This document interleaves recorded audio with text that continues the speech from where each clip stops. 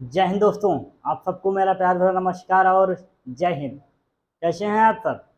स्वागत करता हूं आपके इस अपने अमेजिंग चैनल सक्सेस वाला पर। और गर्मी में भी आपका स्वागत है। गर्मी काफ़ी हो रही है और इस गर्मी में हम लोग आप सबके लिए कुछ ना कुछ नया टॉपिक लेके आ रहे हैं। तो आज का जो टॉपिक है हम लोगों के लिए मैथ्स का छोटा सा टॉपिक है, लेकिन कहने को छोटा है, नंबर बड़ा है। क्योंकि ये जो पीछे लिखा है अभी तक जो आपने पढ़ा वो मैट्रिसेस है। एक मिनट,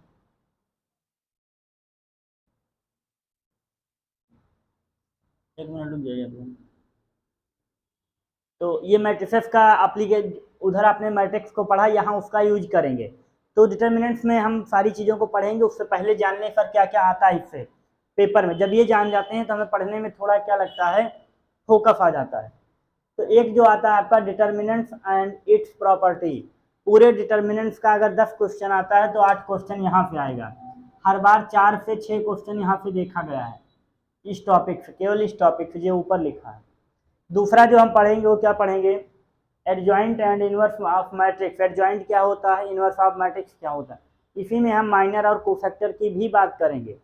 अगला जो दिया गया एप्लीकेशन बहुत कम पूछा जाता है, मैट्रिक्स अभी वो आपने सुना होगा 12th और 11th में, वो है ये बहुत कम आता है पेपर में, लीनियर इक्वेशन के बेस पे क्वेश्चन।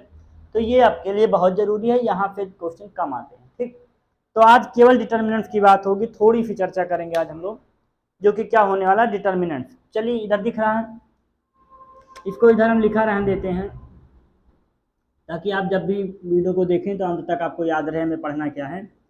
तो डिटर्मिनेंट्स क्या होता है, डिटर्मिनेंट एक स्केलर वैल्यू होती है जो किसी को सॉल्व करने पे आती है।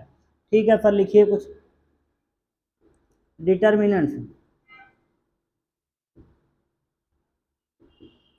डिटर्मिनेंट्स को डिनोट करने के जैसे मैट्रिक्स को, ऐसा डिटर्मिनेंट्स को, इसको एक और तरीके से डिनोट करते हैं, कभी कभी डेल्टा बना देते हैं। और इसको ये देखते हैं, दो लाइनों के बीच में नंबर्स को अरेंज किया जाता है, वो होता है डिटर्मिनेंट।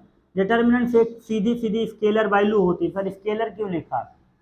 हाँ भाई स्केलर होती है इसलिए स्केलर वैल्यू लिखा है। ठीक है, अब मान लीजिए कोई आपको दी गई एक डिटर्मिनेंट दिया गया है ए, जिसकी जो वैल्यू है वो है 1 2 3 1 2 2 3 1।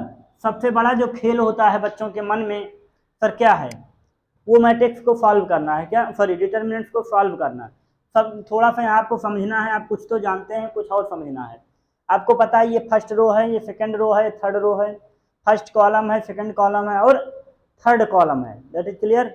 अब आपको पता है जब हम इसकी,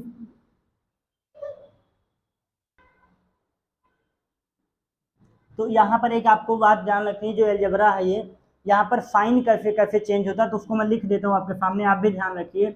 पहला साइन प्लस होता है, दूसरा माइनस, तीसरा प्लस, फिर ये माइनस, फिर प्लस, फिर माइनस, फिर प्लस, फिर माइनस, फिर प्लस।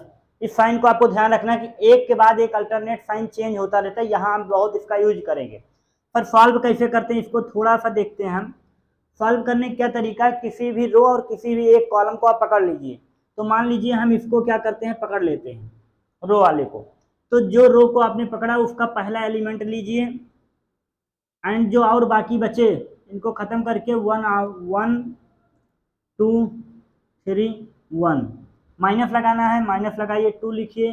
सेकंड ये रो खत्म, ये रो खत्म, क्या क्या बचा, 3 बचा, 2 बचा, 2 और 1 बचा। अगला क्या लेंगे हम, प्लस का 3 लेंगे। तो क्या क्या, ये रो खत्म हो गई, ये खत्म हो गई, क्या बचा, 3 1 2 3। इधर दिख रहा है। चलिए अब जब सॉल्व करते हैं तो मैट्रिक्स को सॉल्व करने का तरीका ये, क्रॉस मल्टीप्लाई ऐसे करिए, दोनों को माइनस कर दीजिए। तो क्या लिखा, 1 1 1 जा 1, 3 2 जा, माइनस का 6 हो गया। आगे चलिए, माइनस का 2 पहले से, 3 1 जा 3, -2 2 जा 4, प्लस का 3, इसका मल्टीप्लाई इसके साथ किया तो 9 माइनस का 2। सॉल्व कर लीजिए, ये हो गया माइनस का 5, ये हो गया प्लस का 2, ये हो गया प्लस का 21।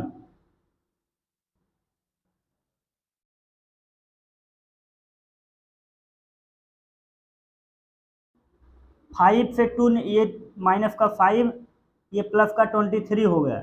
अब 523 से निकल जाएगा, कितना बचेगा 18।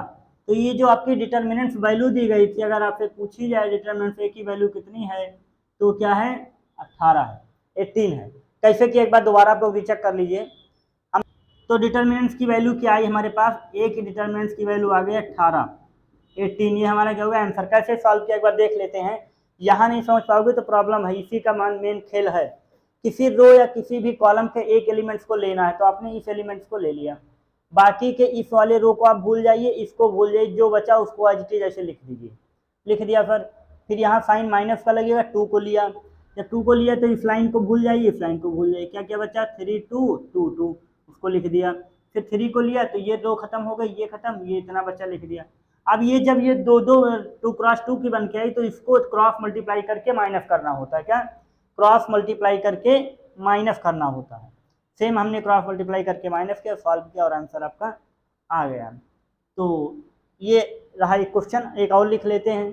चलो एक और वैल्यू सॉल्व कर लेते हैं ताकि आपको थोड़ा सा कॉन्फिडेंस आ जाए, सर आ जाए। लिखिए एक और मैट्रिक्स आपको देगा, आप लोग भी साथ में सॉल्व करते रहिएगा, ठीक है। दिया है 1 2 3 4 5 6 7 8 और 10। पर 9 क्यों नहीं लिखा, 9 नहीं लिखा, थोड़ा सा वैल्यू आसान बन जाएगी। चलो ये plus minus plus minus plus minus plus minus plus, ठीक। तो हम पहले वाली को लिया और डायरेक्ट हम अब सॉल्व करना सीखेंगे, इसको भूल गए, इसको भूल गए। तो 5 2 जा 5 10 जा 50, 8 6 जा माइनस का 48, माइनस का 2 लिया तो ये लाइन खत्म हो गई, ये लाइन खत्म हो गई। 10 4 जा 40, माइनस का 7 6 जा 42, इस वाली लाइन को लिया तो प्लस का 3 हो गया, ये लाइन खत्म, ये लाइन खत्म। 8 4 जा 32, 7 5 जा 35। सॉल्व करिए, 50 से 48 निकल गया, 12 बचा, 40 से माइनस माइनस प्लस का 4 हो गया, ये माइनस का क्या हो गया 9, क्यों, हाँ माइनस का 9 हो गया। तो 12 और 10 मिलके 16 हो गए, और माइनस का 9 किया तो क्या बचा,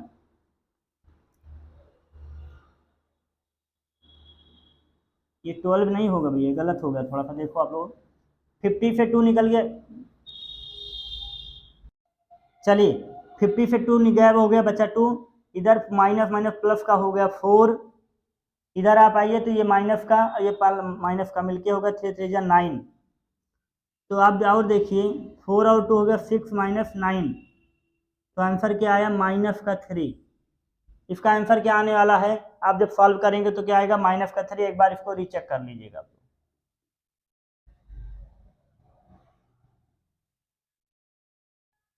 ठीक है, तो ये दो मैट्रिक्स हमने आपके सामने डिटरमिनेंट्स को सॉल्व किया, इसकी वैल्यू ये है, दोनों क्वेश्चन लिखे हैं, आप लोग इसको नोटबुक पे लगाइएगा और फिर आंसर इसको चेक करिएगा क्या सेम आता है।